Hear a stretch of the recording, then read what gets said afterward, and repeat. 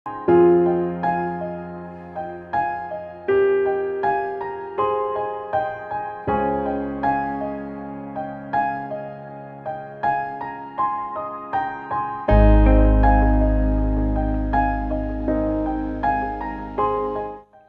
यीशु। यीशु प्रभु के सामर्थ्यवान नाम पर और एक बार आप सभी लोगों को बड़े प्यार से फादर अभिवादन करते हैं। बाइबल तीर्थ यात्रा में आज हम 180वां दिन की व्याख्या में हैं। मनन करेंगे पहला इतिहास ग्रंथ के अध्याय 21 और 22 और स्तोत्र संगीत 138 और कोलोसियों के नाम संत पौलुस का पत्र अध्याय 2।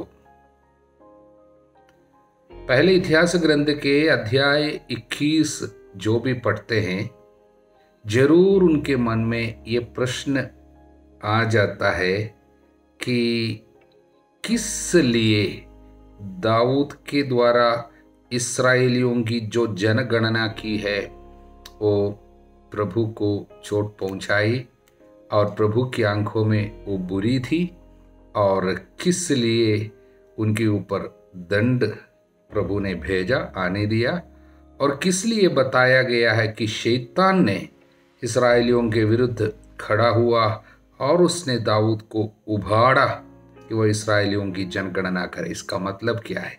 हालेलुया। इसको समझना है तो सबसे पहले उनके बीच में, विशेषकर उस समय में लोगों में प्रचलित एक नियम, एक विश्वास को हमें समझना है। वो विश्वास यही है, वो नियम यही है कि आप केवल जो आपका अपना है उसी की गणना या गिनती कर सकते हैं।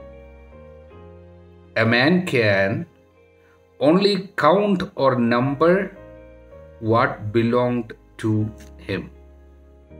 यदि कुछ चीज आपके अपने हैं, जिसके ऊपर आपको ओनरशिप है, तो आप गिनती कर सकते हैं। हालेलुया। पराये चीजों को, पराये व्यक्ति की कुछ चीजों को आप गिनती नहीं कर सकते। नियम यह है। अब यहां पर इजरायली जो है प्रभु की जनता है, ये दाऊद के अपने नहीं है। हालेलुया। ओनरशिप, अधिकारी, मालिक प्रभु है। हालेलुया। इसलिए प्रभु की आज्ञा के बिना दाऊद अपने से इजराइलियों की गिनती नहीं कर सकते थे। प्रभु आदेश दे सकता था कि ऐसा करो, ऐसे में वो कर सकता था। फिर भी अगर प्रभु ही उनको कहे जनगणना करे, तब भी उनको और कुछ नियम का पालन करना पड़ता था। प्रभु उसके विषय में आदेश इस्राएलियों को मूसा के द्वारा दे चुका था। हम उसके विषय में पढ़ते हैं निर्गमन ग्रंथ के अध्याय 30 में, बुक ऑफ एक्सोडस चैप्टर 30 वचन 12। वहां पर लिखा है, प्रभु ने मूसा से कहा, जब तुम इस्राएलियों की जनगणना करते हो तो हर एक प्रभु को रक्षा शुल्क चुकाए, जिससे गणना के समय उस पर कोई विपत्ति ना आ पड़े। जिनका नामांकन किया जाता है उनमें हर एक पवित्र स्थान में प्रयुक्त तौल के अनुसार आधा शकेल प्रभु को अर्पित करे। हालेलुया। इसलिए वो नियम था।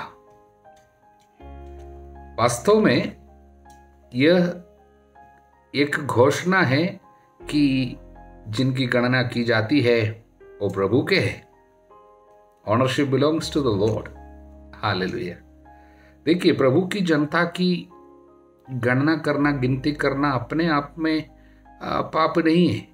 उसके पीछे कारण क्या है वो भी देखना पड़ता है कि यहाँ पर गिनती जो हो रही है, गणना जो हो रही है, वो कुछ सेवा कार्य के लिए हो या आपके स्वार्थ, आपके घमंड या व्यर्थाभिमान उसके पीछे हो। हालेलुया। इसलिए जो भी व्यक्ति आज भी गिनती करते हैं, शायद अपने समान का हो, अपने पास जो चीज़ें हो उसकी हो या अपने को सौंपे हुए लोगों की हो, जब गिनती बराबर करते हैं या उसके विषय में बोलते हैं, उदाहरण के लिए आपके प्रोग्राम में आए हुए लोगों की गिनती हो, शायद आप सेवा करने वाले एक प्रचारक है और आपकी प्रार्थना में आए हुए लोगों की गिनती भी क्यों ना करते हो, उसके पीछे एक चेतावनी प्रभु हमको देना चाहते हैं कि आपकी गिनती के पीछे, आप जब गणना करते हैं उसके पीछे क्या कारण है। मतलब या प्रभु से प्रेरित हो या शैतान से।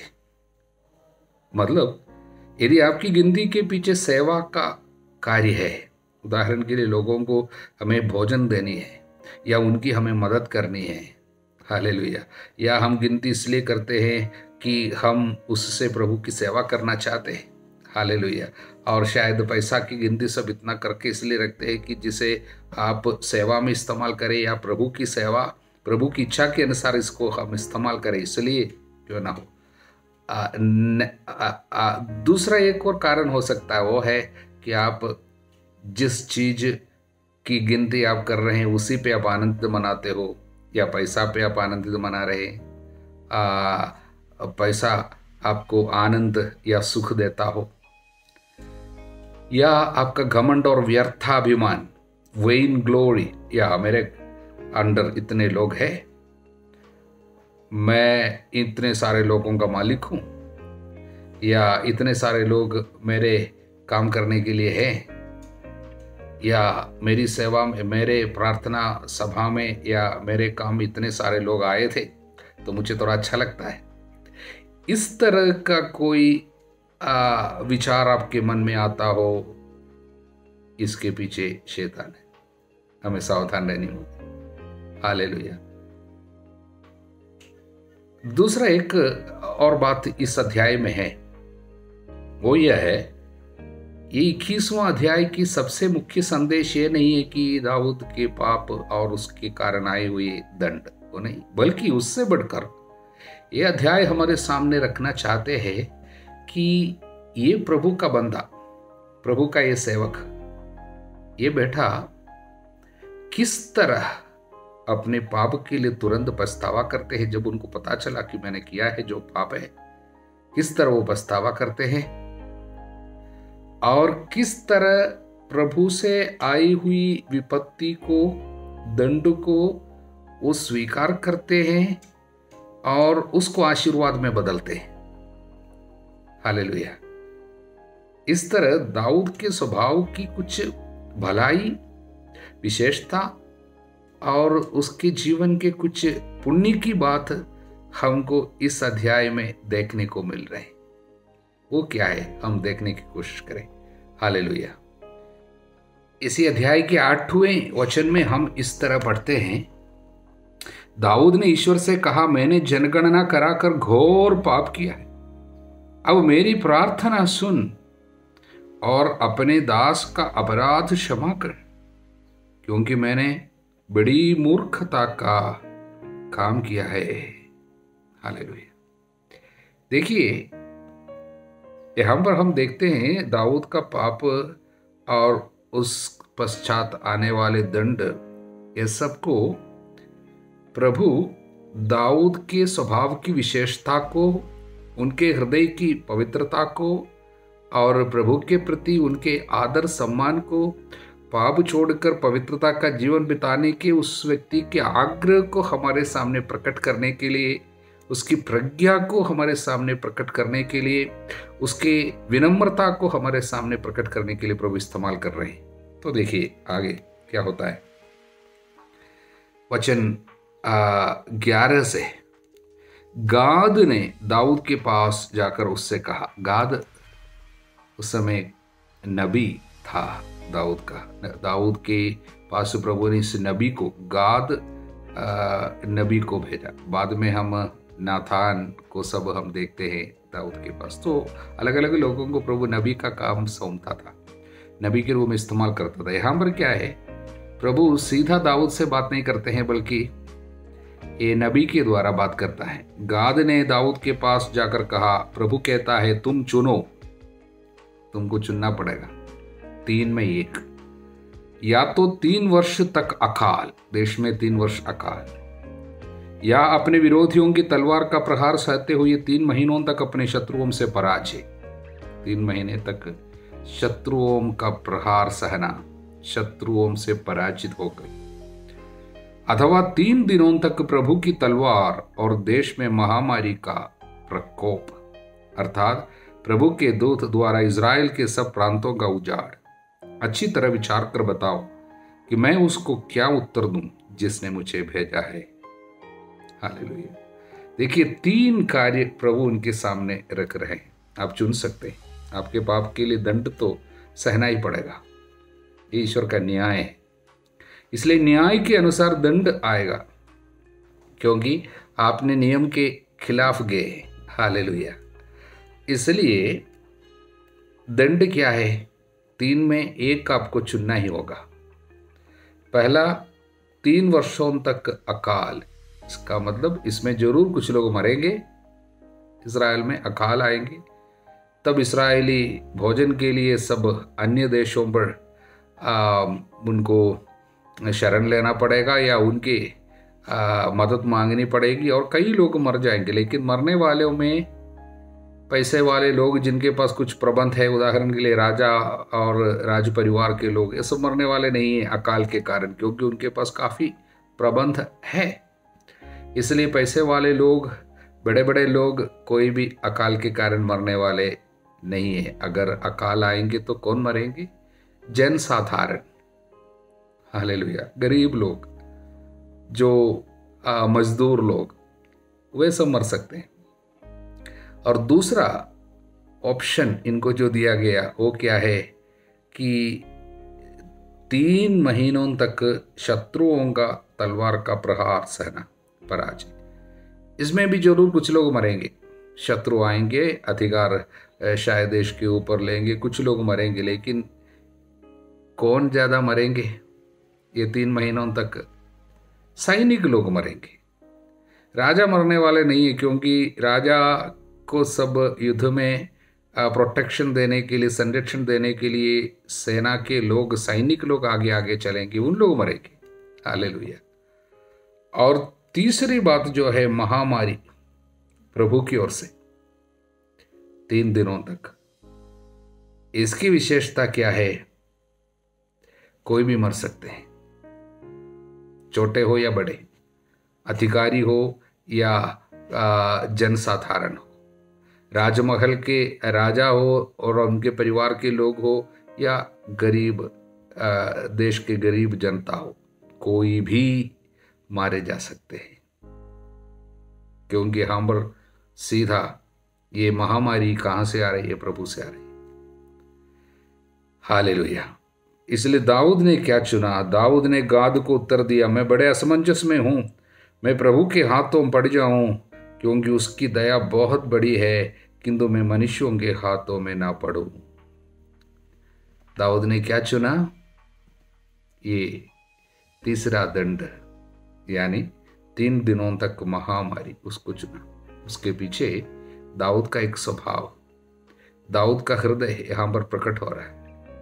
दाऊद जानता है, अगर पहला मैं चुनूंगा तो मुझे कोई तकलीफ नहीं होगी, देश के जनसाधारण कुछ लोग मरेंगे।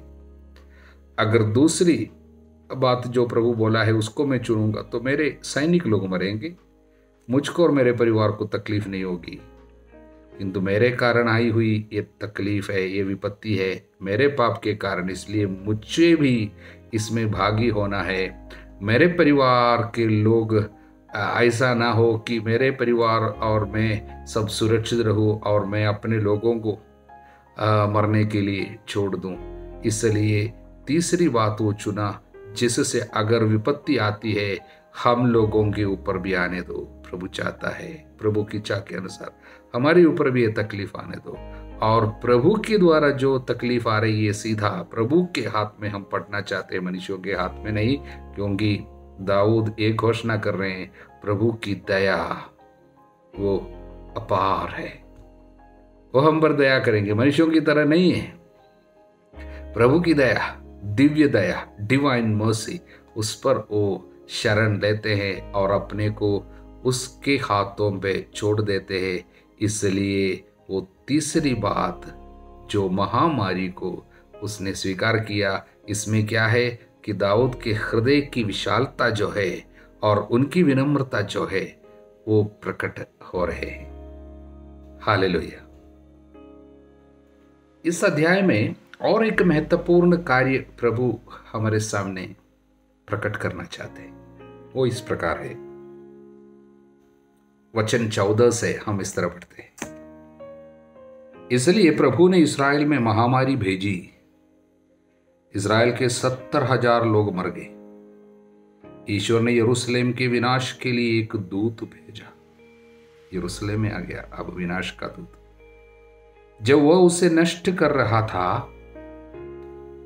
तो प्रभु को विपत्ति देखकर दुख हुआ और उसने लोगों का संहार करने वाले दूत से कहा, बहुत हुआ, अपना हाथ रोको, बहुत हुआ, अपना हाथ रोको। हालेलुया। प्रभु का दूत उस समय यबूसी ओर्नान के खलिहान के पास आ गया था। एक बहुत ही महत्वपूर्ण बात है, यबूसी ओर्नान के खलिहान के पास प्रभु का दूत कैसा खड़ा है?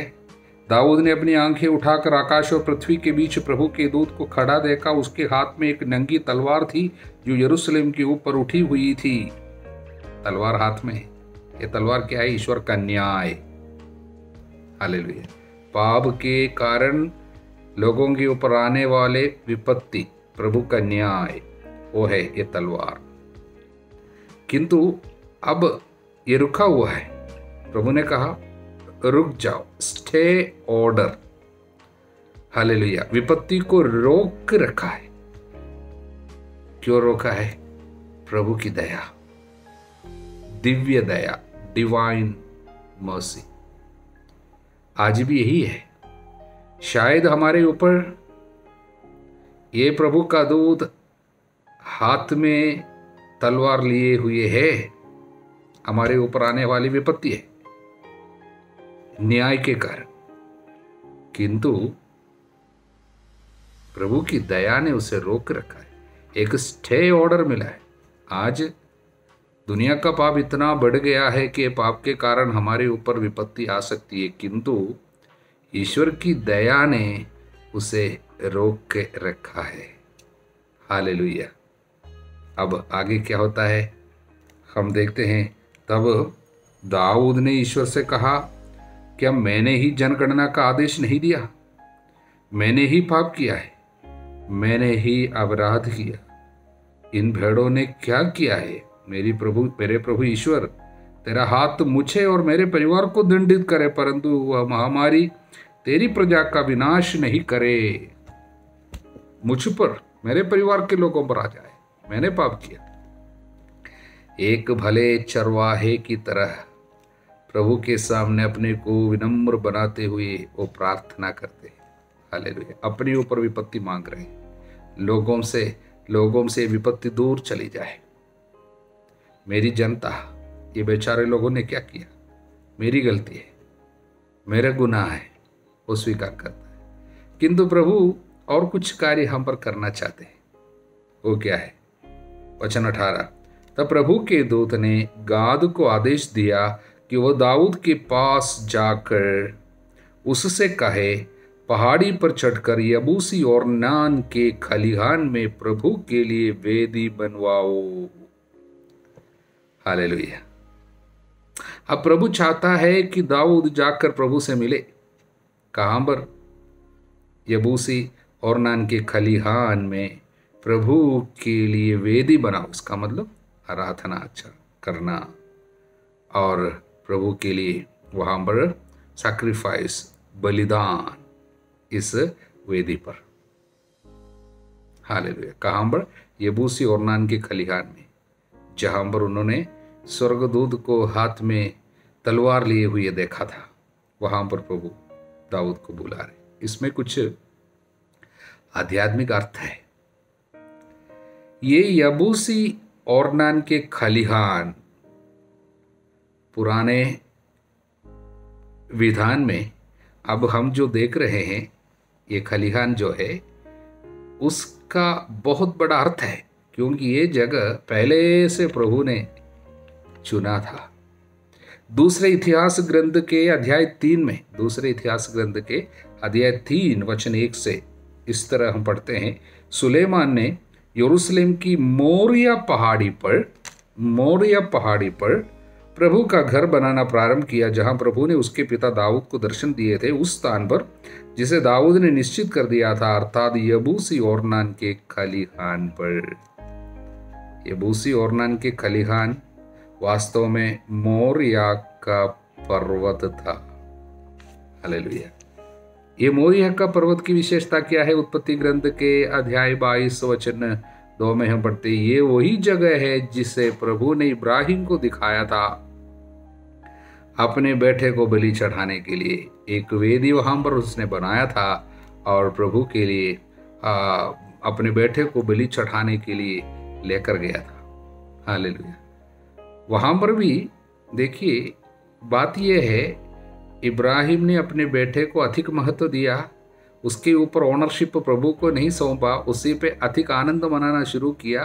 तब प्रभु ने कहा, सरेंडर कर दो। हालेलुया। ये बेटा तुम्हारा नहीं है बल्कि मेरा है। पाप यहाँ पर इब्राहिम का क्या था? ओनरशिप अपने हाथ में लेना, प्रभु के चीज को, प्रभु के व्यक्ति को, प्रभु के बेटे को वो सोचता है मेरा है, इसलिए उसी पे अधिक आनंद मनाता था। हालेलुया। इसलिए अपने उस बेटे को प्रभु को सौंपने का प्रभु ने उनको आदेश दिया। उसके लिए जगह प्रभु ने जो निर्धारित किया, मोरिया का पर्वत है। वास्तव में उसी जगह पे अब उसी जगह को प्रभु अब फिर से चुन रहे हैं और दाऊद को कहते हैं यहाँ पर वेदी बनाओ। उसी जगह में बाद में मंदिर बनाया जाता है। यरूशलेम का मंदिर इसी जगह पर खड़े। हालेलुया। वास्तव में इसी जगह के पास में जो पहाड़ है, उसी पहाड़ पर यीशु बलि चढ़ाया जाएगा। कलवारी पहाड़ वास्तव में मोरिया के पर्वत पर एक पहाड़ केवल है। हालेलुया। मोरिया पहाड़ी पर ही है ये कलवारी का पहाड़। हालेलुया। इसलिए जो अतीत की बात है और भविष्य की बात है, सबों को जोड़ रहे हैं प्रभु इस चुनाव के द्वारा, इस जगह को चुनते हुए, जहां पर मंदिर वेदी बनाने के लिए दाऊद को प्रभु ने आदेश दिया। वहां पर वो बलि चढ़ाते हैं और ये ईश्वर का न्याय मनुष्यों के ऊपर अब शासन नहीं कर रहे, बल्कि ईश्वर की दया अब शासन करेगी ये बलिदान के द्वारा। ये बलिदान जो दाऊद ने यहाँ पर किया और इब्राहिम ने वहां पर करने के लिए प्रभु ने बुलाया, वो सब प्रतीक मात्र था। वास्तव में जो बलिदान मनुष्यों के पाप के लिए प्रायश्चित के रूप में प्रभु स्वयं अपने बेटे के द्वारा करने जा रहा था, उस जगह का, उस कार्य का प्रतीक मात्र था। वो भी कहां पर होने वाले हैं? इस जगह पर। और आने वाले दिनों के लिए भी इसका महत्व अधिक है, क्योंकि हम देखते हैं बाद में इसायाह के ग्रंथ में हम पढ़ते हैं अध्याय 2 वचन 2 से, असंख्य अंतिम दिनों में ईश्वर के मंदिर का पर्वत, ये वही पर्वत है जिसे अब प्रभु चुना है। पहाड़ों से ऊपर उठेगा, पहाड़ियों से ऊंचा होगा, सभी राष्ट्र वहां इकट्ठे होंगे। असंख्य लोग ये कहते हुए वहां जाएंगे, आओ हम प्रभु के पर्वत पर चढ़े, याकूब के ईश्वर के मंदिर चले, जिससे वह हमें अपने मार्ग दिखाए, हम उसके पथ पर चलते रहे, क्योंकि सियोन से सन्मार्ग की शिक्षा प्रकट होगी, यरूशलेम से प्रभु की वाणी। यहाँ से प्रभु न्याय करेगा, राष्ट्रों के बीच प्रभु वहां पर न्याय करेगा। इसलिए उसी जगह में प्रभु फिर से प्रकट होने वाले, वहां से प्रभु न्याय करने जा रहे हैं। इसलिए इस जगह जो यबूसी ओर्नान के खलिहान जो यहाँ पर हम देखते हैं, वो अब पूरे बाइबल में पुराने विधान और नए विधान को सब जोड़ने की एक कड़ी बन रही है। देखिए, इसमें बाई चांस कुछ भी नहीं है, सब कुछ प्रभु का कार्य ऐसा है। एक एक चीज पे प्रभु का हाथ है और इत्तेफाक में कुछ भी नहीं है। प्रभु सब कुछ चुना है प्रभु का अधिकार सब कुछ के ऊपर है। ये सब हम इस अध्याय से पढ़ते हैं, इसलिए बहुत ही सुंदर अध्याय है, बहुत ही महत्वपूर्ण अध्याय है पहला इतिहास ग्रंथ का अध्याय की। हालेलुया। 22वां अध्याय, उसमें 3 बात है। पहले दाऊद द्वारा मंदिर निर्माण की तैयारियां 1 से 5 तक के वचन में। उसके बाद 6 से 16 तक के वचनों में दाऊद अपने बेटे को आदेश दे रहे हैं और उनको शिक्षा दे रहे हैं और उनको कुछ सलाह दे रहे हैं, एक आशीर्वाद भी दे रहे हैं कि मंदिर किस तरह बनानी है उसके लिए। उदाहरण के लिए वचन 11 से, अब मेरे पुत्र, प्रभु तुम्हारे साथ हो, जिससे जैसा उसने तुम्हारे विषय में कहा था, तुमको प्रभु अपने ईश्वर का मंदिर बनवाने में सफलता मिले। प्रभु तुम्हें विवेक और बुद्धि प्रदान करे। जब वह तुम्हें इस्राएल पर शासक नियुक्त करे तो तुम प्रभु अपने ईश्वर की संहिता का पालन करो। हालेलुया। इस तरह एक आशीर्वाद दे रहे हैं।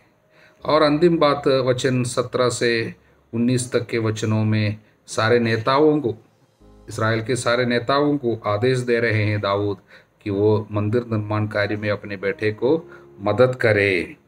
उसने कहा, प्रभु तुम्हारा ईश्वर तुम्हारे साथ है। और इसलिए वचन 17, उसके बाद दाऊद ने इस्राएल के सभी नेताओं को सुलेमान की सहायता करने का आदेश दिया।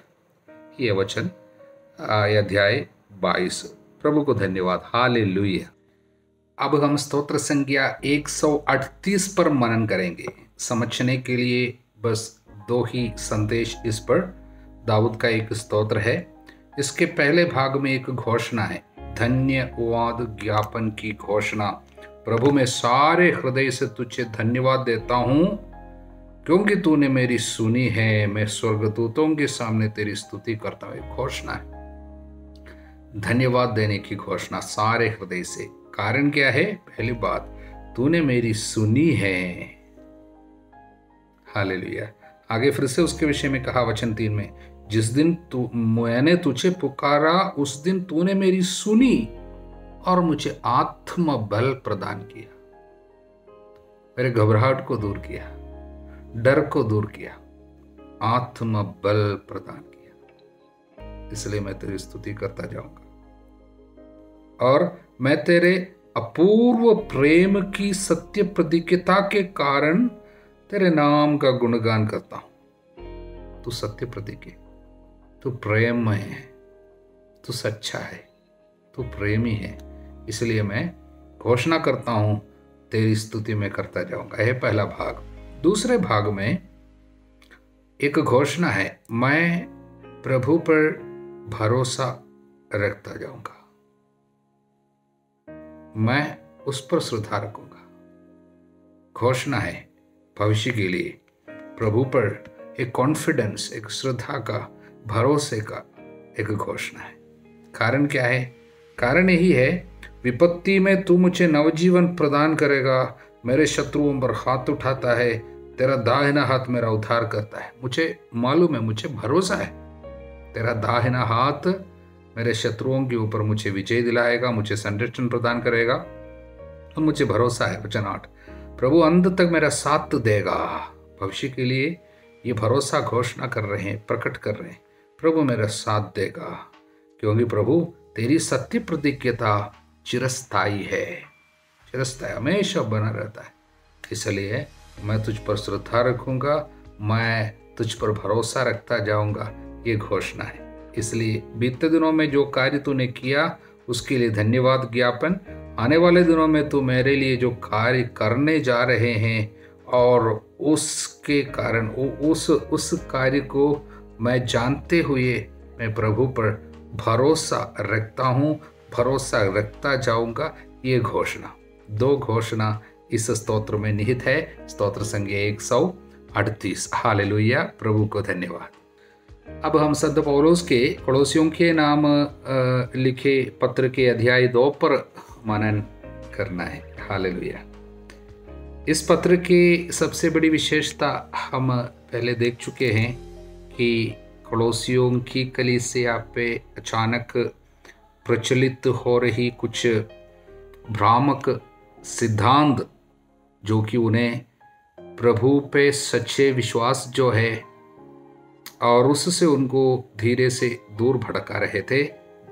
इसलिए उनके खिलाफ संत पौलुस उनको सचेत कर रहे हैं, उन बातों की खंडन कर रहे हैं और प्रभु में दृढ़ बने रहने के लिए उनको प्रोत्साहन दे रहे हैं।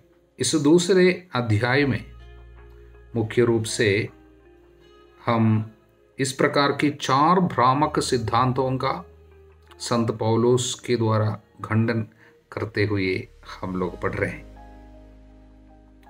पहला सिद्धांत यह है, जरूरत से ज्यादा कुछ दर्शन शास्त्र पे भरोसा रखना, जो मनुष्यों की परंपरागत शिक्षा के अनुसार है, मसीह पर नहीं बल्कि संसार के तत्वों पर आधारित है, जैसा कि वचन 8 में लिखा। सावधान रहे, कहीं ऐसा ना हो कि कोई आप लोगों को ऐसे खोखले और भ्रामक दर्शन शास्त्र द्वारा बहकाए। इसका मतलब ऐसी बातें हो रही थी।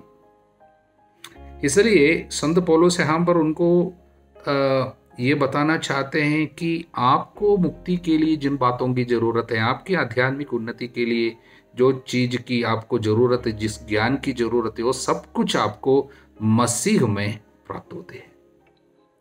वचन 3, वो रहस्य है मसीह जिनमें प्रज्ञा तथा ज्ञान की संपूर्ण निधि निहित है।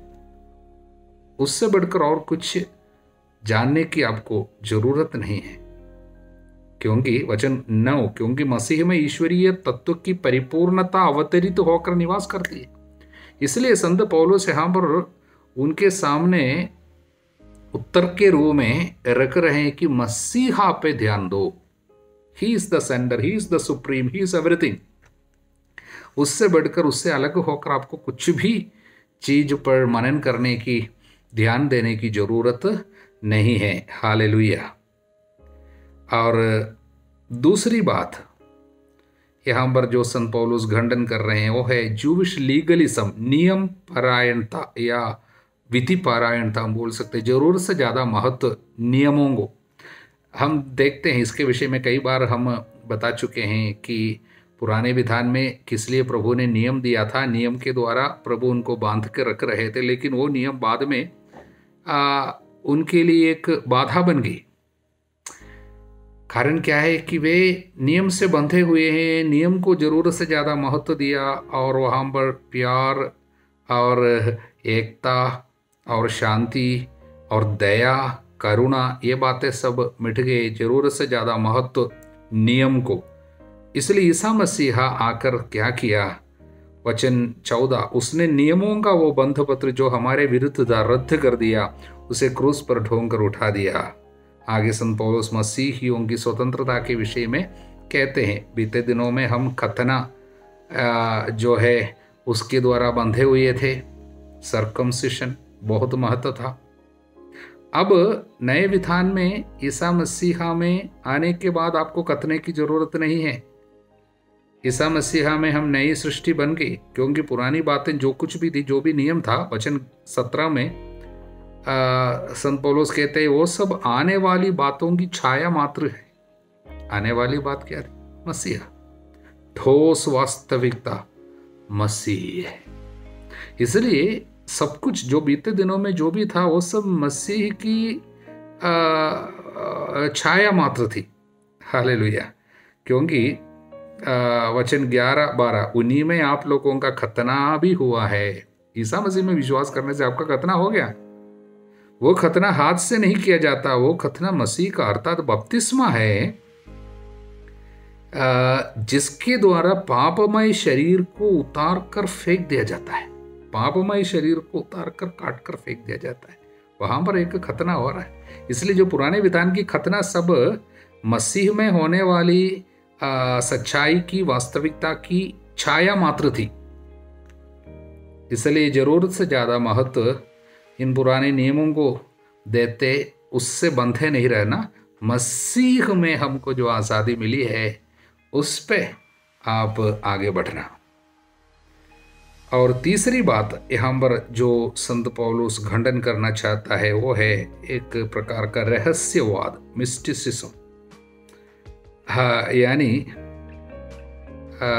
वचन 18, आप अपने को ऐसे लोगों द्वारा अपने पुरस्कार से वंचित न होने दे जो तपस्या, स्वर्गदूतों की पूजा, अपने तथा कथित दिव्य दृश्यों को अनुचित महत्व देते हैं। तथाकथित दिव्य दृश्यों को अनुचित महत्व, एक प्रकार का रहस्यवाद, उसको महत्व देता था, मिस्टिसिज्म, जरूरत से ज्यादा महत्व। अब संत पौलुस उनको बताते हैं ये सब जो है मसीह से आपको संयुक्त होने नहीं देता है। वास्तव में मसीह ही वो शीर्ष है जो समस्त शरीर को पोषित करता है। इस प्रकार शरीर संधियों और स्नायुओं द्वारा संगठित होकर ईश्वर की इच्छा अनुसार बढ़ता है। वचन 19।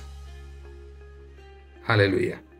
क्योंकि जरूरत से ज्यादा आप महत्व देंगे उन बातों पर तो सांसारिक बुद्धि के कारण घमंड से आप भूल जाते हैं कि आपको ये दर्शन हुआ। दर्शनों को जरूरत से ज्यादा महत्व देना और स्वर्गदूतों से जुड़ी हुई बातें और उसकी पूजा करना, उसका ज्ञान, ये सारी बातें